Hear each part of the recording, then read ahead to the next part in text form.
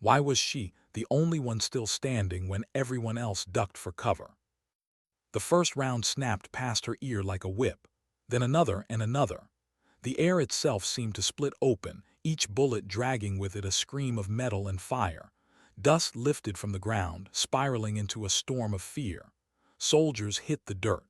They crawled behind broken walls, overturned crates, half-destroyed vehicles, anything to escape the invisible hands of death. But she didn't move. Her boots stayed rooted in the gravel, her shoulders squared. She looked forward, eyes narrow, breath steady, as if the bullets belonged to another world. Somebody shouted her name, half a warning, half a plea. She didn't answer. Because deep down she already knew there was no safe place for her to run. Not in this firefight, not in this war, not in her life.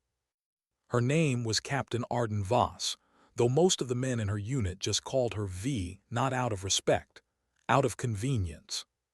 Short, sharp, detached, like the way they looked at her. She hadn't earned their trust, not fully, and maybe she never would. When she walked into the briefing room that morning, she could feel the glances sliding across her like blades. Quiet conversations that stopped when she entered. A smirk exchanged in the corner. One voice muttering something under his breath, low enough to escape discipline, but loud enough to reach her. They didn't believe she belonged. And perhaps on her worst nights, neither did she. But here she was, in the ruins of a forgotten town, under a sky that hung heavy with the taste of iron and smoke. Bullets clawed at the air around her, yet she stood upright, refusing to bend. What was she waiting for? Her rifle hung at her side, not raised, not fired. She wasn't frozen. No, this was something else, something the others couldn't see. She was listening.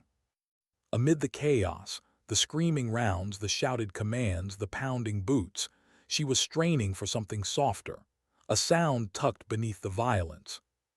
It came in fragments, a distant thud, a faint metallic grind, a pause that didn't belong in the rhythm of war. That was what pinned her in place, because she knew what it meant. There was an IED, hidden, waiting. She'd heard its silence before, once in another valley in another year. That time, the silence had claimed 3 lives, 3 faces she still carried like stones in her chest. She couldn't let it happen again. But how do you tell a squad of men who don't trust you that the ground beneath their boots is about to tear itself apart? How do you shout a warning when you've already learned they don't listen? Her lips parted, the words didn't come. And so she stood firm.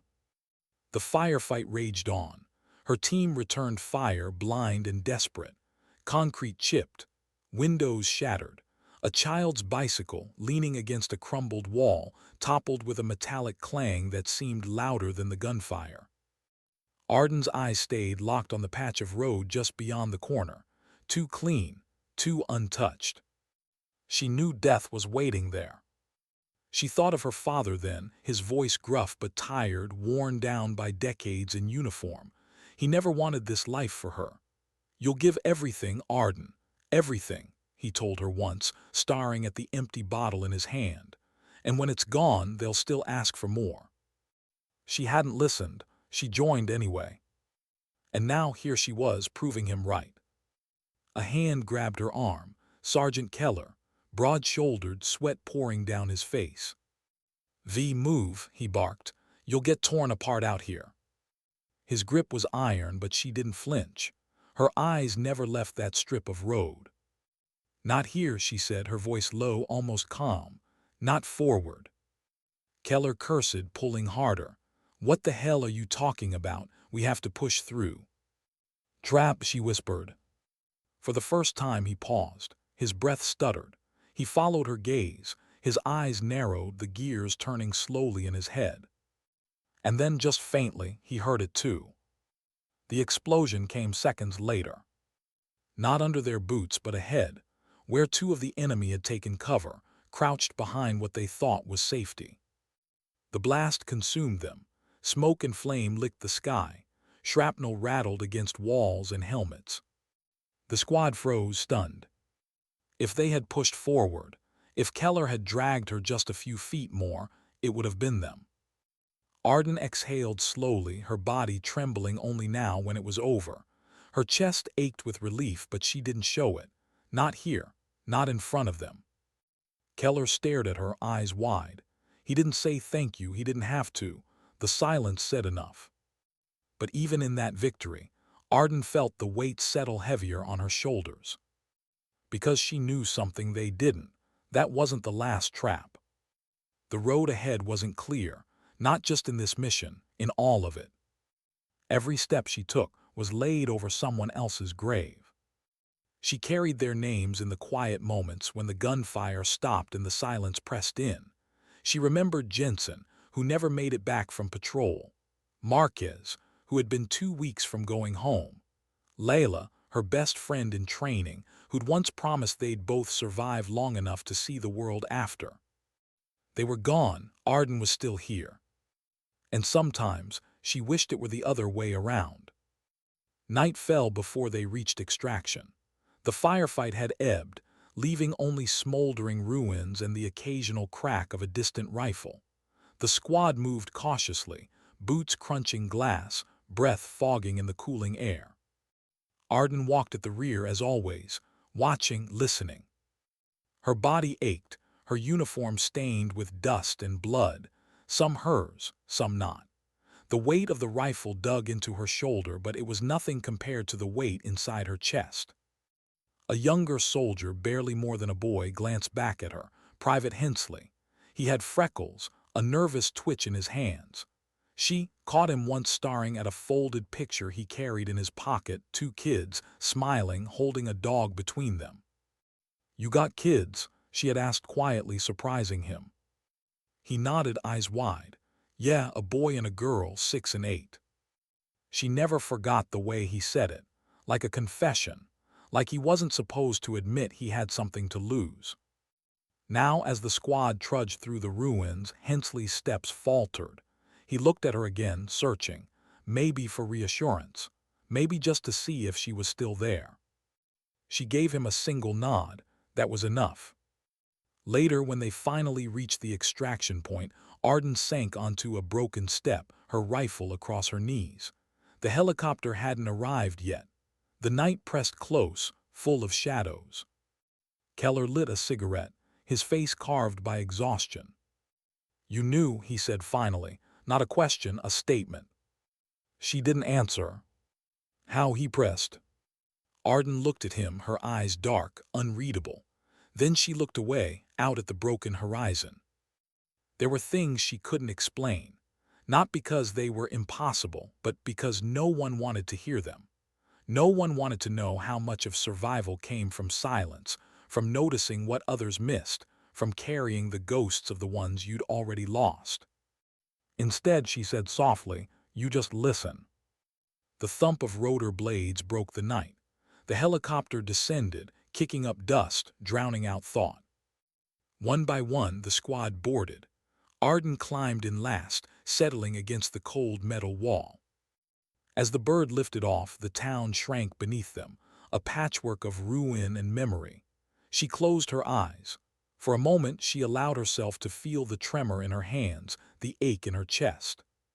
But she didn't bow, she never would. Not to bullets, not to doubt, not even to the storm of fire that seemed endless. Because for her, the war wasn't just out there. It was inside. And it wasn't over yet.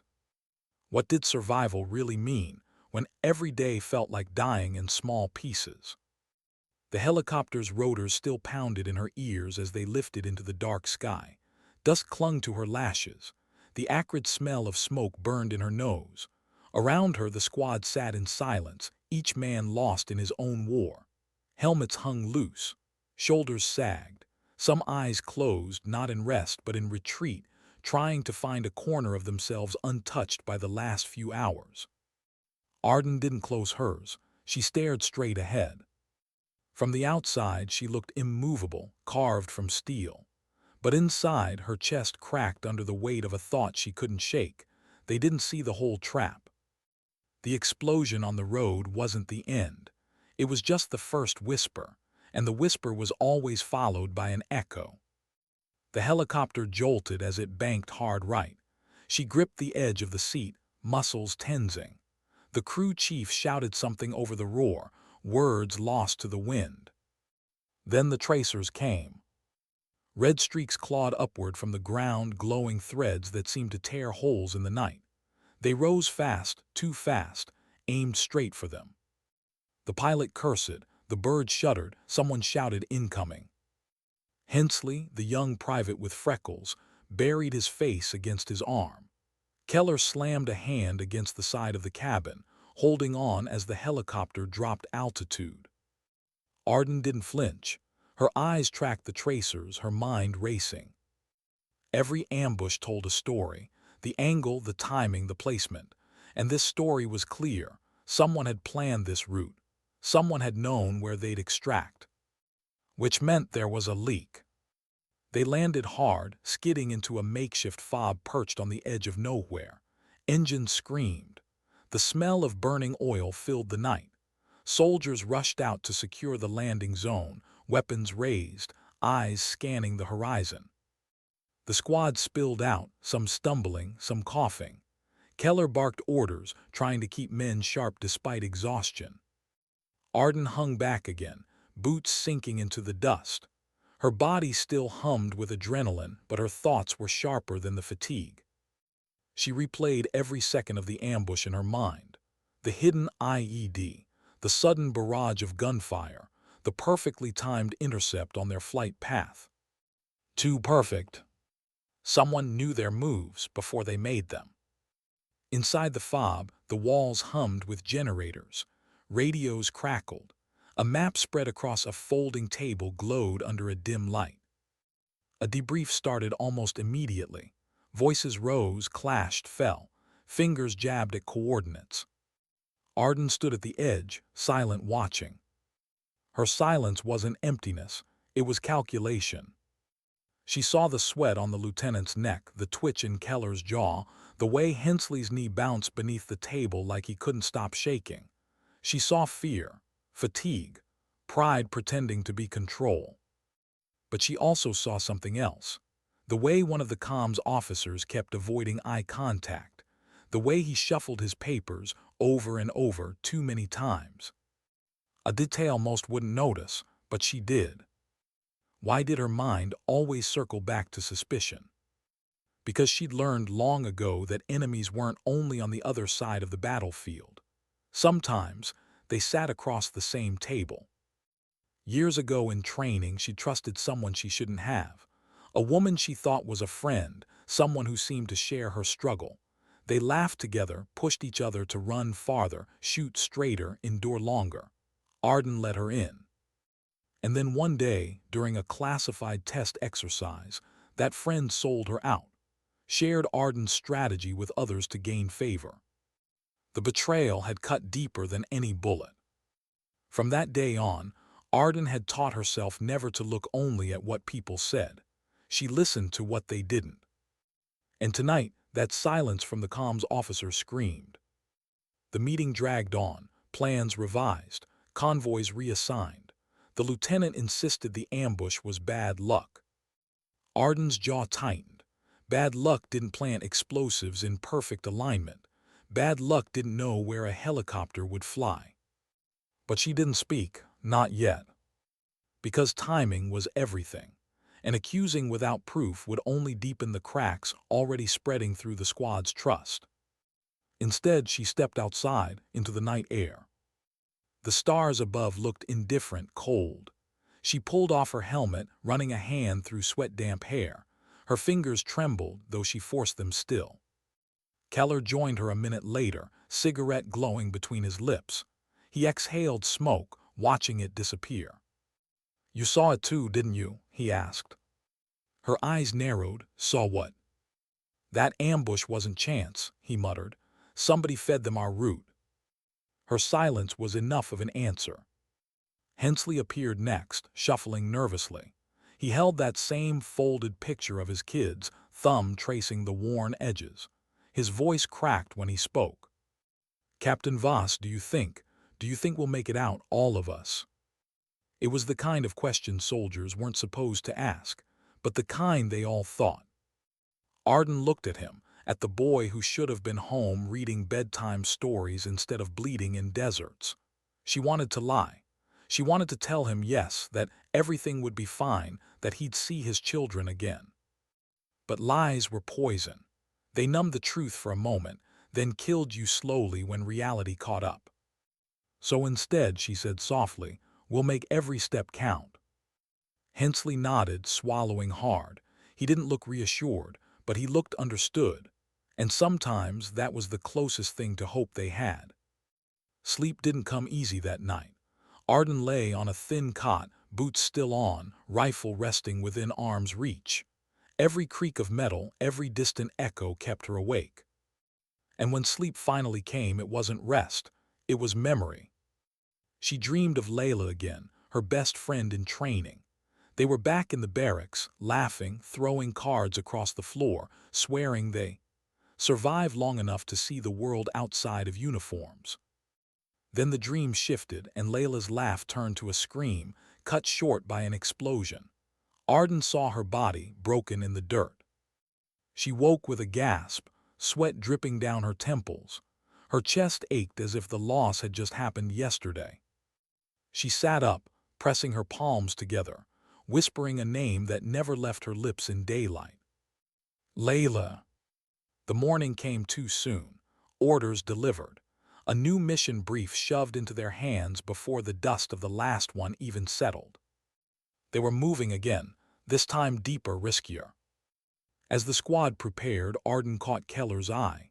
He gave the smallest nod, the kind that said, I trust your instincts, even if no one else does. It was something, a crack in the wall between them.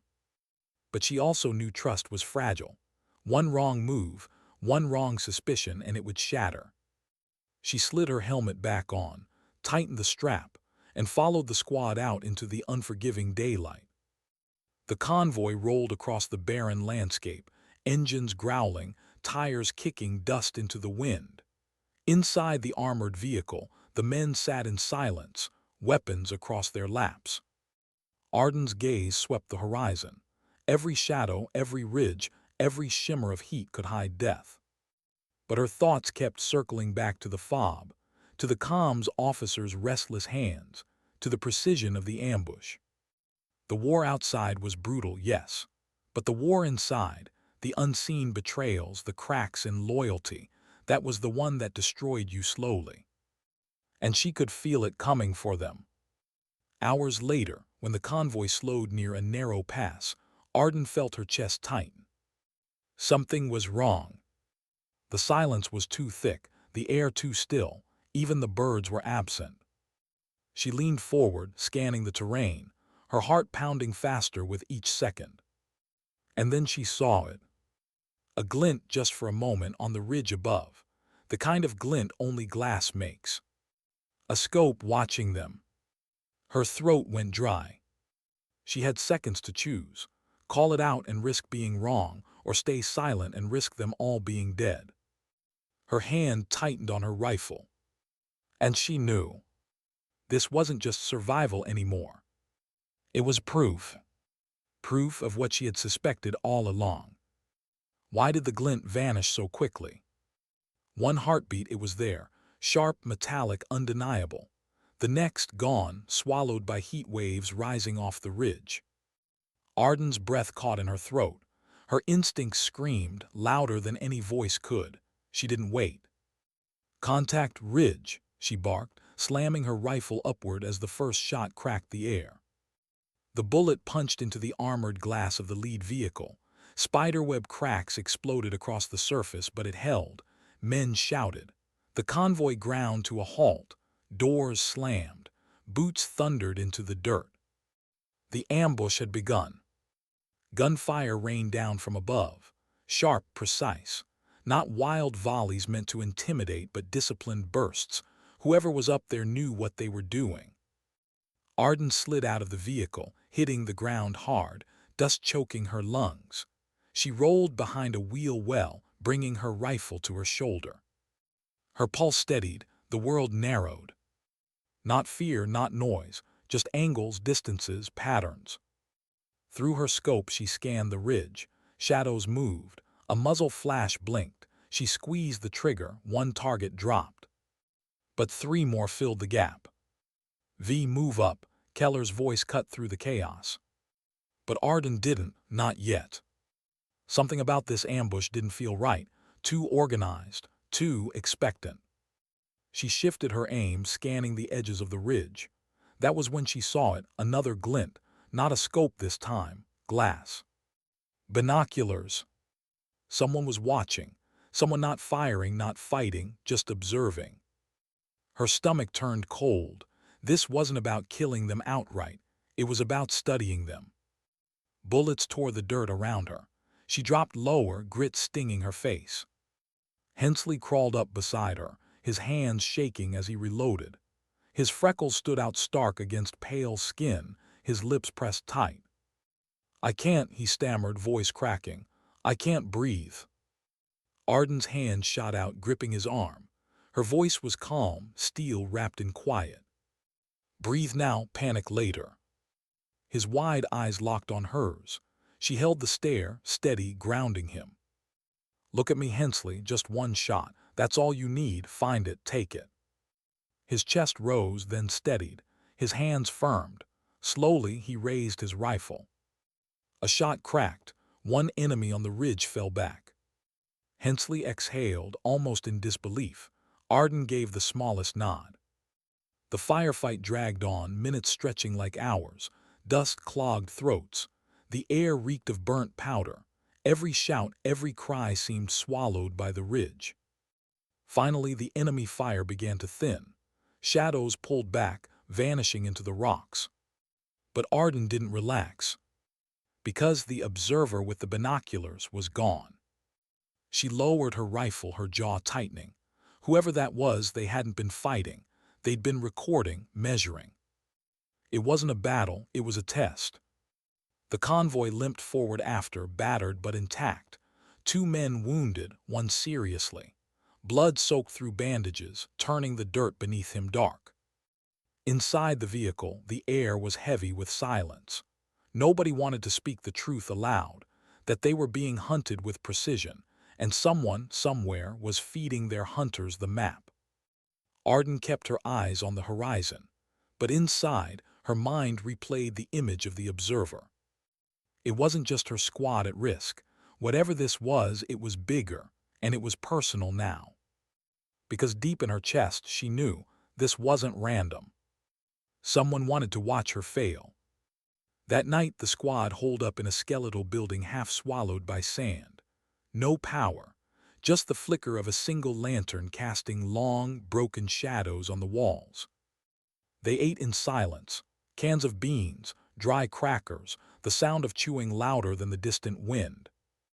Hensley sat near Arden, picture of his kids hidden in his fist. His lips moved, whispering something she couldn't quite hear. A prayer maybe, or a promise. Keller broke the silence, his voice rough. "We can't keep running into setups like this. Somebody's playing us, and I don't like being a pawn." Arden glanced at him. For a moment she almost said it. The comms officer, the restless hands, the way the ambushes aligned too perfectly.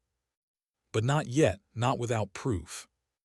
Instead, she asked softly, "What do you do when the board's already rigged?" Keller met her gaze, smoke-gray eyes hard. "Flip the damn board." When most of the squad finally drifted into restless sleep, Arden stayed awake. Her back against the wall, rifle across her knees, she stared at the lantern's dying flame. Exhaustion pressed on her bones, but her mind refused to still. She thought of her father again. The night before he retired, he sat on the porch, staring at nothing. She had asked him why he never smiled anymore. He didn't answer for a long time. When he finally spoke, it was barely above a whisper. "Because I gave the best parts of me to people who never looked back." She hadn't understood then, now she did. And still she was here. Hours later, before dawn, she slipped outside, needing air. The desert stretched endless and empty, a sky bruised purple above. Footsteps followed, she didn't turn. Keller stopped beside her, lighting another cigarette. His voice was quieter this time, less the bark of a sergeant, more the weariness of a man. Why do you keep standing, V? When the bullets come, when everyone else drops, you don't flinch. What the hell keeps you up? She looked at him, shadows hiding most of her face. Then she said, almost too softly to hear, "Because I promised someone I wouldn't bow." Keller frowned. Promised who? Arden turned back to the horizon. The first line of dawn cut across the sand. Myself. The mission dragged them deeper the next day, through broken villages and empty valleys where the silence pressed too heavy. Each mile carved more weight onto their shoulders. Arden moved like a ghost among them, always scanning, always listening. But inside she carried something heavier, doubt. What if she was wrong? What if there was no leak, no observer, no shadow behind the ambushes? What if she was just seeing ghosts because she was already full of them? The thought gnawed at her. She clenched her jaw, forcing it down. But doubt was like blood in water. Once spilled, it drew predators. By midday, the squad stopped to rest at the edge of a dried riverbed. The sun hammered down, relentless. Sweat dripped into their eyes, turned their clothes into second skins. Hensley sat beside her, legs trembling, face pale. "Captain, do you ever wonder if maybe the war doesn't end, even when you go home?" His voice was raw, stripped of its bravado. Just a boy asking a question no one dared admit. Arden looked at him, at the fragile courage it took to say it. "Yes," she said simply. His lips parted, surprised at her honesty. "But," she added, her voice steady, "home isn't a place. It's the people you carry. If you remember them, you're never completely lost." Hensley swallowed hard. For a moment his shoulders eased. Then a crack split the air. A single rifle shot. The ground erupted inches from his boots. Chaos returned in a breath. Men scrambled, dust rose, shouts echoed. Gunfire rained from unseen ridges. Arden threw herself forward, dragging Hensley down as another shot tore through the air where his head had been. "Stay down," she hissed, her body covering his. Her heart hammered, not from fear of death. She'd made peace with that, but from the thought of watching another young soldier die in her arms. Not him, not this time. She rolled, rifle up, eyes scanning. She saw it then, movement on the ridge, not just one shooter, several. And at the center, high above, the faintest flash of glass again. The observer. Her hands tightened, her chest burned. This wasn't about the squad anymore. This was about her. How long could one woman fight shadows before they swallowed her whole? The ridge was alive with fire. Bullets tore the air, sharp and merciless. Dust exploded into plumes where they struck. Men scrambled for cover, shouting, their voices tangled in fear. Arden pressed low, her body shielding Hensley. Her cheek dug into the dirt, hot and metallic on her tongue. She forced him down with a steady hand on his back. "Stay small, stay quiet." His breath hitched. She could feel the tremor in his chest beneath her palm, could hear his whispered prayer, half to God, half to the photo folded in his pocket. Another round cracked, pebbles stung her face. She raised her head just enough, scanning the ridge. Shadows shifted. Muzzle flashes flared like fireflies in the dark, but it wasn't the shooters that held her gaze. It was the observer. High on the crest, glass caught the sun for an instant, just enough to betray his presence before he lowered the binoculars again. Watching, always watching. Her jaw clenched, every nerve in her body screamed at her to take the shot, but he was too far, too hidden. She couldn't reach him, not yet. Keller slid into cover beside her, teeth bared. He fired a burst, ducked, cursed. Sweat streaked through the grime on his face. "This isn't random," he growled over the chaos. Arden's voice was low, steady. "No, it's not." He met her eyes. For a moment, words weren't needed. He understood what she had been carrying, the suspicion that had haunted her since the first ambush. Then who the hell's feeding them? He demanded. Arden didn't answer, not because she didn't know what to say, because she couldn't prove what she already feared. Her silence was answer enough. The firefight stretched into minutes that felt like hours. Every second carried weight. Every movement demanded precision. Arden fired, shifted, fired again. Each shot deliberate, each breath measured. She wasn't the fastest, she wasn't the loudest, but she was the one who refused to bow. And that steadiness spread. She saw it in Hensley's trembling hands as they stilled. She saw it in Keller's controlled bursts. She even saw it in the others, who stole quick glances at her between volleys, finding in her stillness something that held them together. They didn't say it, they never would, but in that storm of fire they leaned on her. Finally, the ridge quieted. Gunfire tapered, replaced by the distant patter of retreating footsteps. The enemy pulled back, leaving silence heavy and suffocating. The squad didn't cheer. They didn't claim victory. They only breathed, shoulders sagging, eyes darting, waiting for the next strike. Arden stayed crouched, rifle trained on the crest. The observer was gone. Her chest tightened with frustration that felt like grief. She had him almost, and losing him wasn't just tactical, it was personal. Because whoever he was, she knew, he wasn't here for the squad. He was here for her.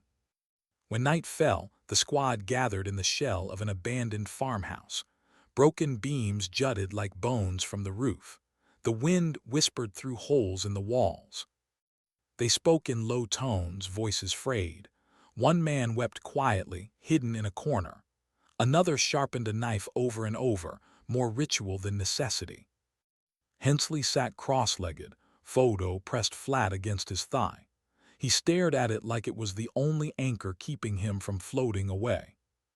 Arden sat apart, back against the wall, rifle across her lap. Keller approached, his shadow stretching long across the cracked floor. He crouched beside her, his voice rough. "You're carrying something, more than you're letting on." Arden didn't look at him. Her thumb traced the ridge of her rifle's grip, slow, deliberate. "Everyone's carrying something," she said. He shook his head, "Not like you." She turned, finally meeting his gaze. His eyes weren't challenging. They were tired, searching. For a moment, she almost let the words out, almost told him about Layla, about the promise she had made over a grave no one marked. But the words caught in her throat. Some things were too heavy to hand to another soul. Instead, she said softly, "If I fall, don't let him be next." She nodded toward Hensley. Keller's frown deepened. "You're not falling."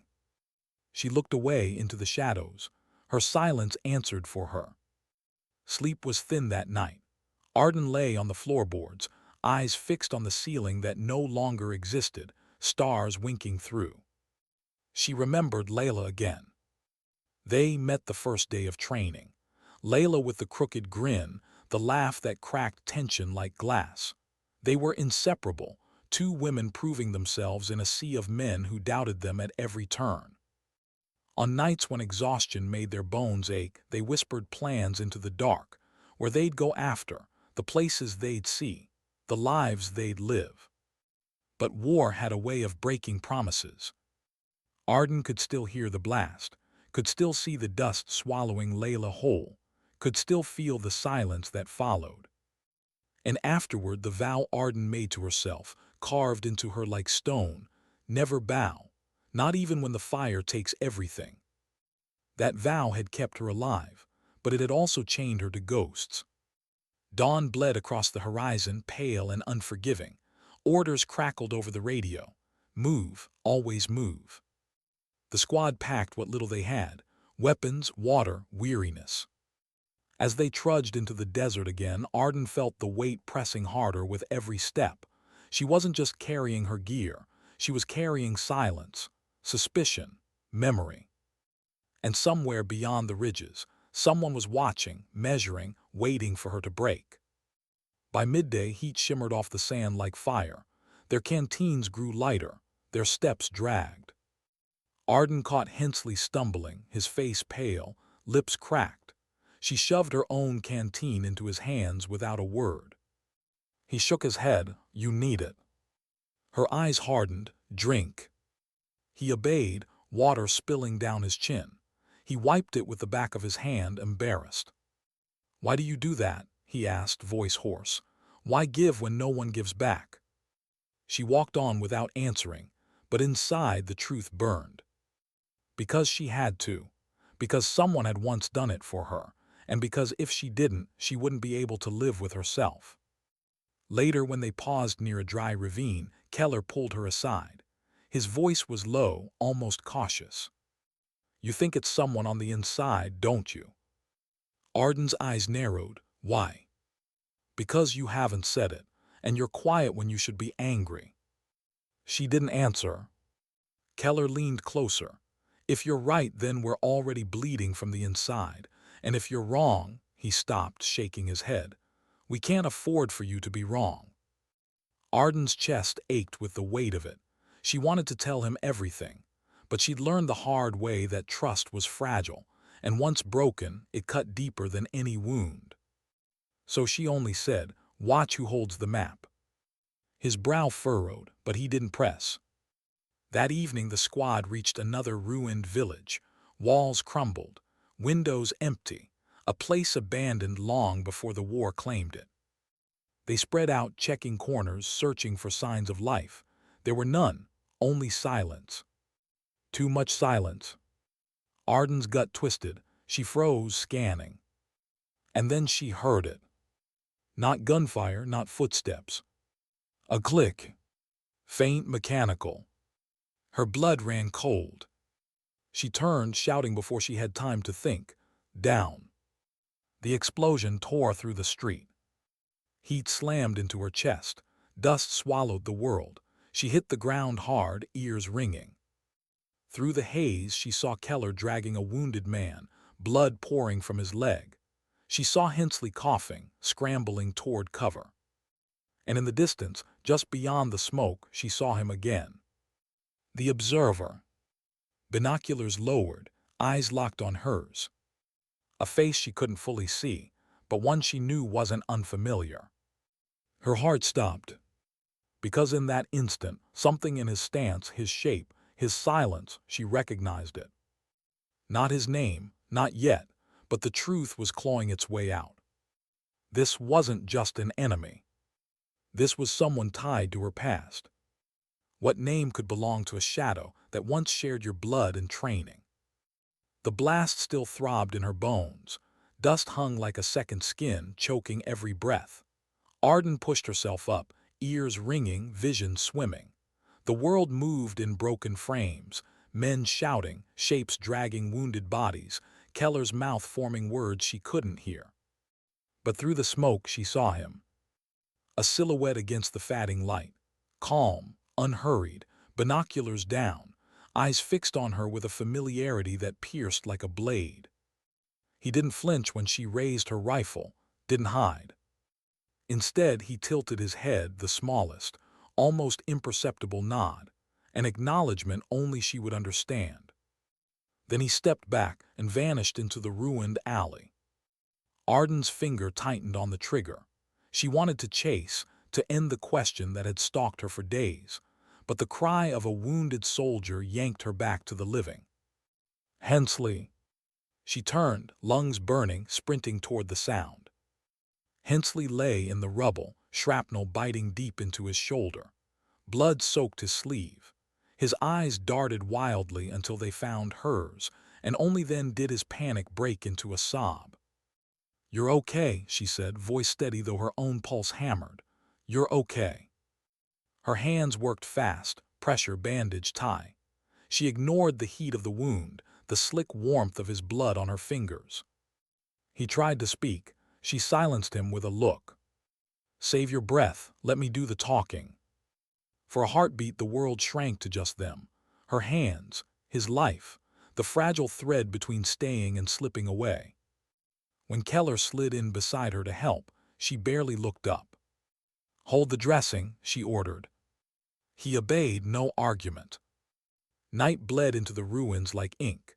The squad huddled in a half-collapsed house, tending wounds, counting losses. 2 men gone, 3 injured, no one untouched. The air carried the acrid bite of burnt stone and the unspoken weight of questions. Keller crouched across from her, face streaked with grime and worry. "You saw someone." Arden didn't answer. "You had your rifle on him," he pressed. "I saw it." She kept her eyes on the wounded, wrapping a fresh bandage, letting silence shield her thoughts. Keller leaned closer, voice sharp. "Who was he?" Her hands paused for a fraction of a second, just enough for him to notice. "Someone I used to know," she said finally. The words tasted like rust. Keller stared, waiting. She didn't give more, couldn't, not yet. Later, when the others finally slept, if their shallow breathing could be called sleep, Arden stepped outside. The night was cold, brittle. Stars cut the sky into shards. She found a broken wall, sat with her rifle across her knees, and let the memories surface like ghosts called by the dark. Years ago, another base, another war. A training ground in the desert where she and a handful of recruits were molded into something lethal. Among them was a boy with the same relentless drive she carried, a boy who believed rules were chains meant to be broken. Malik, her half-brother, not by blood alone but by shared hunger. They had grown up in different houses, different worlds, meeting only after their father's funeral, a funeral where they discovered the man they hated had built 2 families on secrets. Malik had smiled that day, a smile like a blade. "Looks like we're stuck with each other." They trained together, competed, pushed each other past limits until pain became language and victory became addiction. Until the night Malik disappeared, taking with him classified intel and a piece of her trust she never got back. She buried his memory under missions and orders, but some ghosts don't stay buried. And now he was here, alive, watching. But why? The next morning, Arden moved like a shadow through the camp. Her face betrayed nothing, but inside her thoughts were a storm. If Malik was feeding their positions to the enemy, every step they took was already compromised. Every plan whispered into the radio was a death sentence waiting to be signed. Yet how could she warn Keller without unraveling the lies she'd wrapped around her past? She tightened her gear and said nothing. The squad set out again at dawn. The mission: reach an extraction point hidden in the mountains before nightfall. The terrain clawed at their boots. Sunlight blazed white off the sand, turning sweat into salt lines on their faces. Hensley limped, pale but stubborn. Arden kept pace beside him, her presence a silent promise. Keller moved ahead, scanning ridges with restless eyes.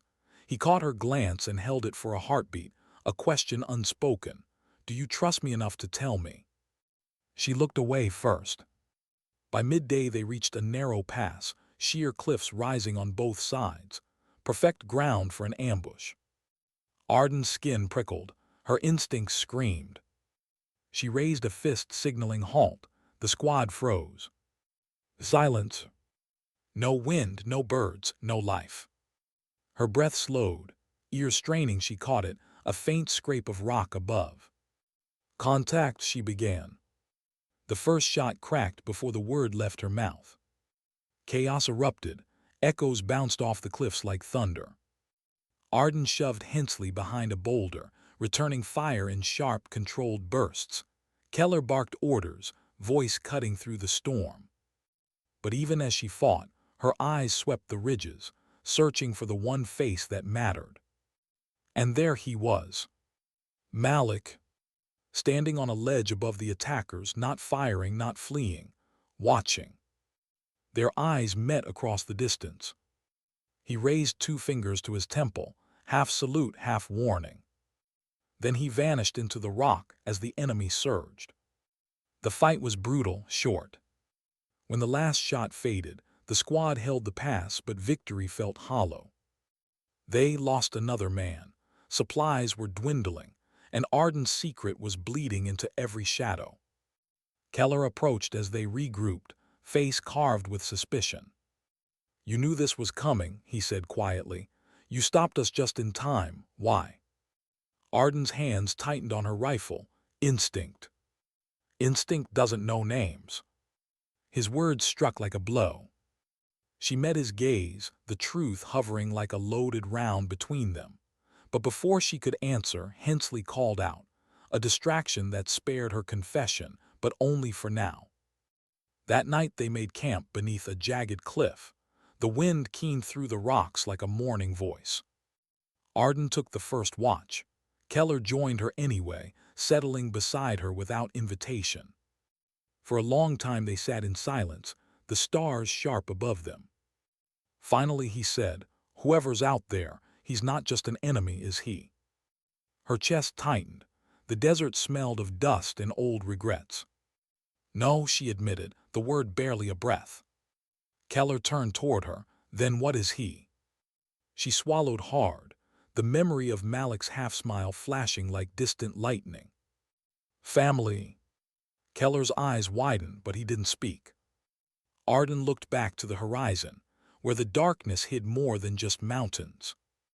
"Sometimes," she whispered, "the people who know your heart best are the ones who aim for it first." The wind carried her words into the night, leaving only silence, and the knowledge that their fight was no longer just survival. It was blood against blood. How much weight can truth carry before it crushes the one who speaks it? The fire burned low, the desert night gnawing at bones with its cold. The squad slept in fractured shifts, some curled against walls, others staring blankly at the stars until exhaustion dragged their eyes closed. But Arden didn't sleep, neither did Keller. They sat apart from the rest, backs against the same boulder, rifles within arm's reach. Silence stretched between them, heavy as armor. Finally Keller broke it. "Family." The word tasted like disbelief. "You mean the man watching us, the one setting us up, he's your blood?" Arden's jaw worked, her breath a slow exhale. "Not the kind of blood that binds, the kind that poisons." Keller's eyes stayed fixed on the horizon. "You should have told me sooner." Her throat tightened. She wanted to argue, to remind him that trust was fragile, that secrets had kept her alive long before he'd ever known her name. But the truth was sharper than excuses.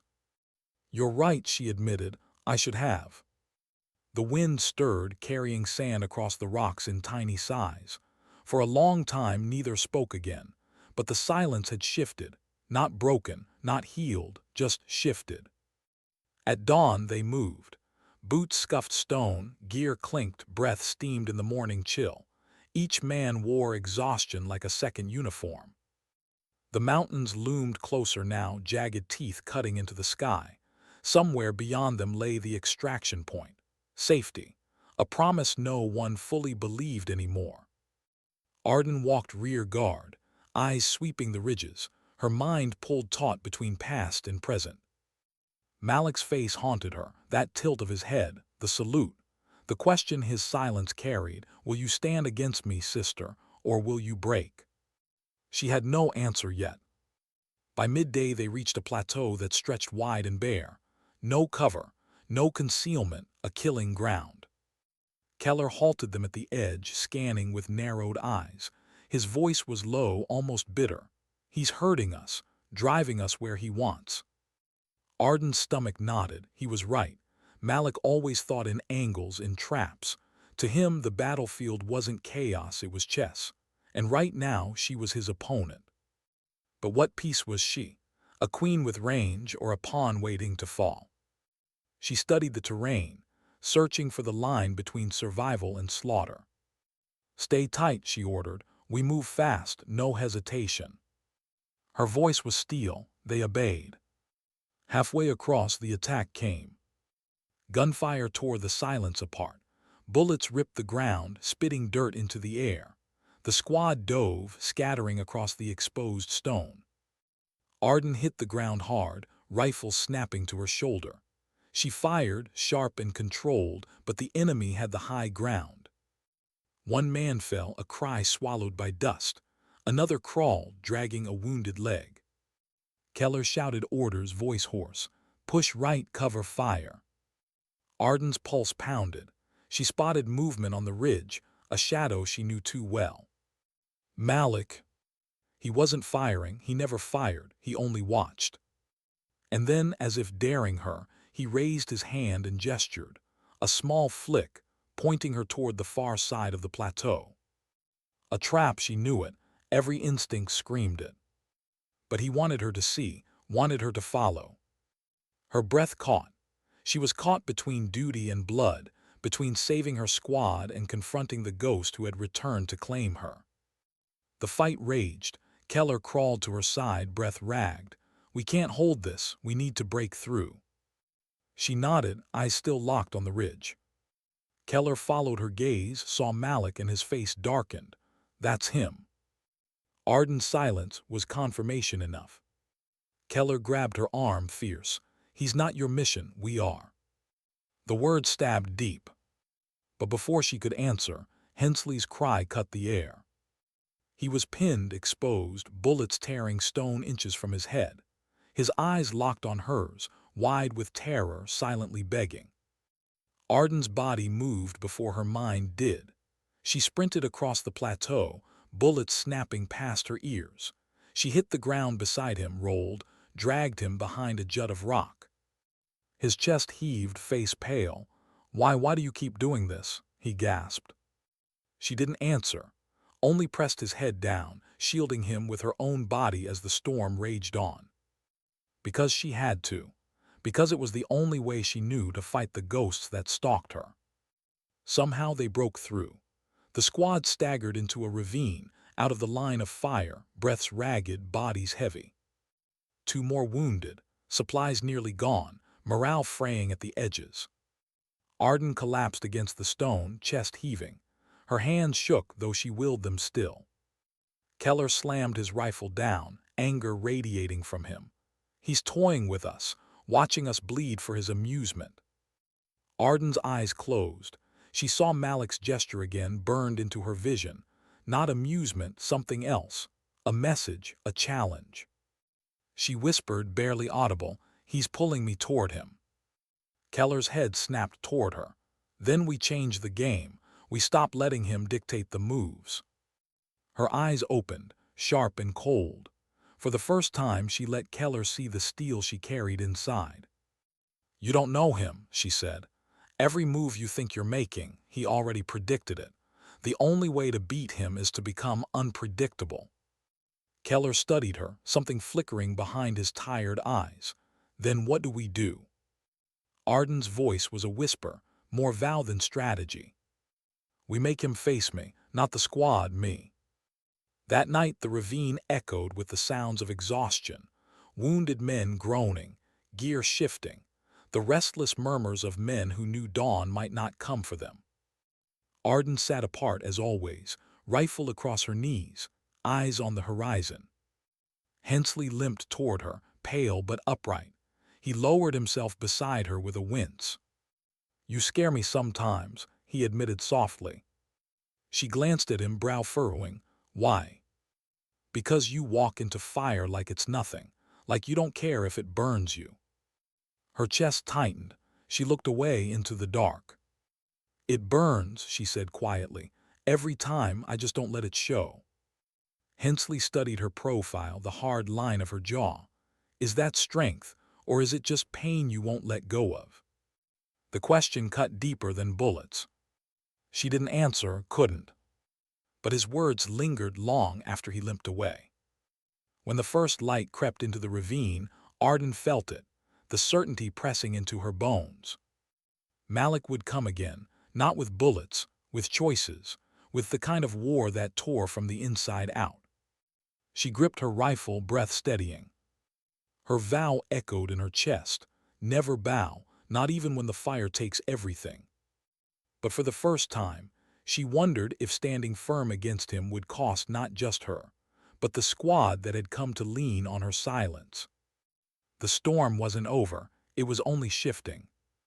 And now it wasn't just survival. It was redemption. How do you fight someone who knows the shape of your silence? The ravine felt tighter with every passing hour. Rock walls leaned in like jaws ready to close. The squad had stopped speaking, saving breath for the climb ahead. Even their eyes avoided one another, as if the truth of their despair was too heavy to look at directly. Arden led them forward, rifle angled low, steps precise. Every crunch of gravel echoed louder than it should. Every breath of wind carried suspicion. She felt Malik's presence in the spaces between sounds, watching, weighing, waiting. And then it came, not gunfire, not ambush. A voice, low, measured, carried across the canyon walls like it had been placed there deliberately. Still stubborn as ever, sister. The squad froze. Every rifle jerked up, eyes darting wildly. Keller cursed under his breath, scanning the ridges. But Arden didn't move. She stood in the open, pulse steady, ears straining. Malik's voice again. You dragged them farther than I thought you would. I underestimated how hard you cling to ghosts. Her chest tightened. He wasn't speaking to the squad. He was speaking only to her. Keller stepped closer, whisper sharp, "Is that him?" Arden's throat worked, "Yes." The men shifted uneasily, scanning shadows for a target they couldn't see. Malik's voice floated again, almost amused. You always did have a taste for the impossible. Do you tell them how many bodies your impossible dreams left behind? Or do you keep that little secret the way you keep everything else? A murmur rippled through the squad, suspicion, unspoken but rising. Arden felt it pressing into her skin like heat. She raised her voice steady.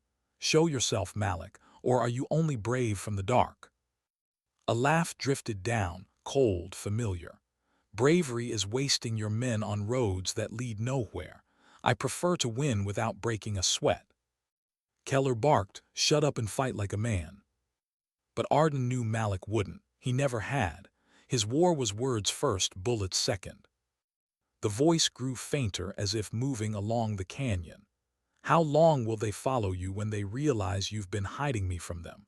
How long before their faith rots like everything else you touch? The words cut deeper than she wanted them to, because she knew part of it was true. Her chest tightened, memories clawing at the edges. Layla's laugh, Layla's blood. The promise Arden had made over the ruins of a life too short. Never bow, never let them see you break. But Malik always saw, always.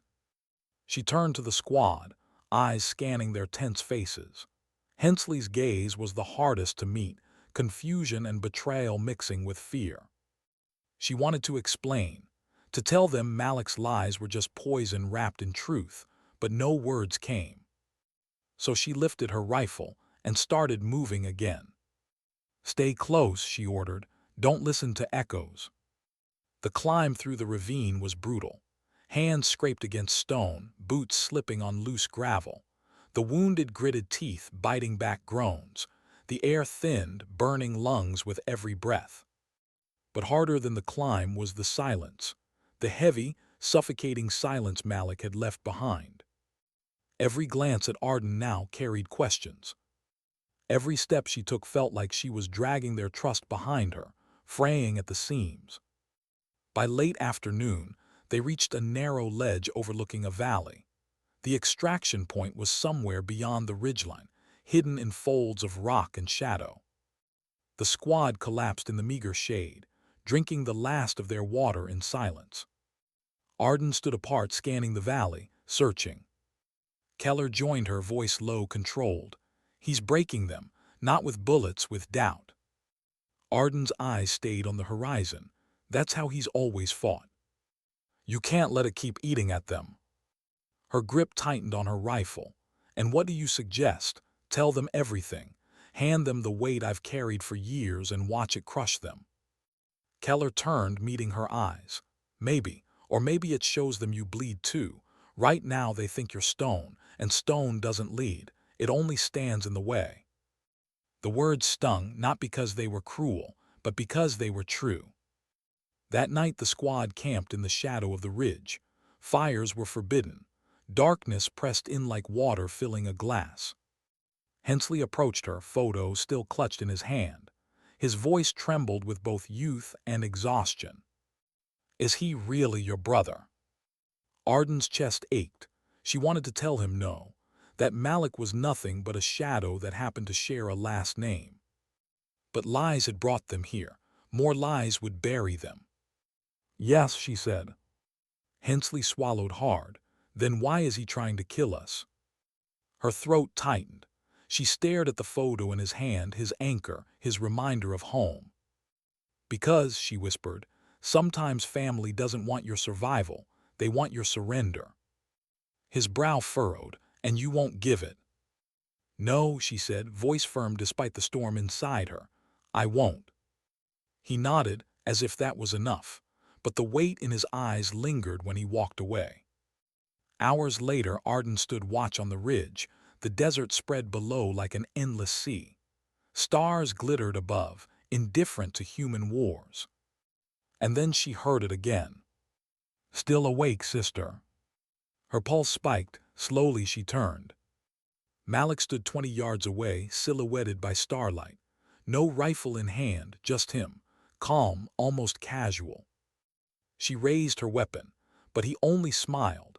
That same half-smile she remembered from training grounds and childhood meetings after funerals. "Put it down," he said softly. "If you were going to shoot me, you'd have done it already." Her finger hovered on the trigger. He was right. Slowly she lowered the barrel, though her hands trembled with restraint. He stepped closer, boots silent on the stone. "You're predictable, Arden, always carrying someone else's wounds, never facing your own." "Why are you here?" she asked, her voice hard. "To give you a choice," he said simply. "Leave them, walk away, come with me, and no more of them die." Her stomach twisted. "And if I do?" His smile faded. "Then I'll burn every one of them one by one until you're alone again, just like before." The night seemed to tighten around them, silence pressing harder. For a moment she saw not the man, but the boy she once trained beside. The boy who shared her hunger. The boy who betrayed her before she even knew she had something worth losing. Her voice was quiet, steady. "I buried you once, don't make me do it again." He tilted his head, studying her, eyes unreadable. Then he stepped back, melting into shadow. His parting words lingered in the dark. "We'll see which vow you break first, yours or mine." When she returned to camp, Keller was waiting. He didn't ask what had happened, didn't demand answers. But his eyes told her he knew. And in that silence, she realized the next move would decide everything, not just for her, but for the men who still followed despite the cracks. The storm wasn't at the edge anymore. It was inside. And soon it would break. Morning bled slowly into the ravine. The first light painted the rocks in pale gold, but there was no warmth in it, only sharp edges and long shadows. The squad stirred with groans and shuffling gear, faces worn and hollow. They had survived another night, but survival had started to feel less like living and more like waiting for the inevitable. Arden rose before the others, checking her rifle, her knife, her dwindling ammo. She felt the ache in her body, the rawness in her throat from dust and silence. But worse than the exhaustion was the heaviness in her chest, the words Malik had left behind, the promise that still clung to the night like smoke. Leave them or lose them. Her men looked to her now with a brittle kind of faith, frayed, tested, but still clinging. If she faltered now, even for a heartbeat, it would all unravel. They climbed the ridge in silence. The path narrowed until they had to go single file, pressed against jagged stone while the drop yawned below. Every loose rock threatened to send them tumbling. When they reached the crest, the valley stretched before them, a barren expanse cut with scars of old battle, dotted with wrecks and craters. And far at the edge, a flare of color, the faint glint of metal where the extraction beacon pulsed. Home! But Arden's stomach tightened. It was too perfect, too exposed.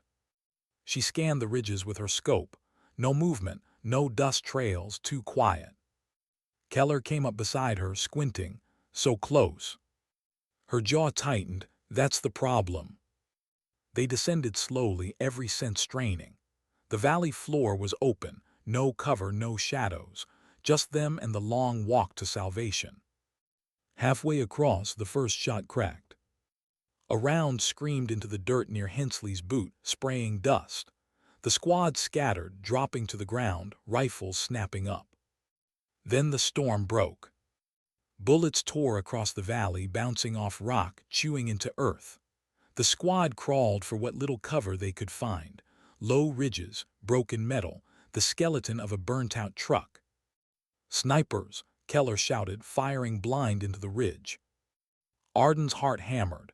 She tracked the echoes, counted the rhythms, 2 shooters, maybe 3, and one of them she knew the signature. The slight pause before the second shot, the precision that wasn't just skill but memory. Malik. Pinned low on ammo, the squad looked to her, fear etched on every face. Hensley clutched his photo as if it were a shield. Vargas muttered a prayer. Keller's eyes demanded a plan. She could feel the weight pressing on her chest. Malik had arranged this, not just a fight but a test. Either she broke here, or her men did. Arden took a breath, steadying her voice against the storm of fire. "Listen to me, we move in pairs. Suppress, shift, advance. One ridge at a time. Don't think about making it home. Think about making it to the next rock. One step, one breath." Her eyes met Keller. "I'll draw their eyes, you keep them moving." He started to protest, but her glare cut him off. She rose from cover, rifle snapping up, and fired into the ridge where she knew Malik watched. Bullets screamed back, tearing the ground around her. But she kept moving. Time fractured into chaos. Vargas and Hensley sprinted under covering fire, diving behind wreckage. Keller dragged O'Rourke forward, bullets sparking off metal inches away.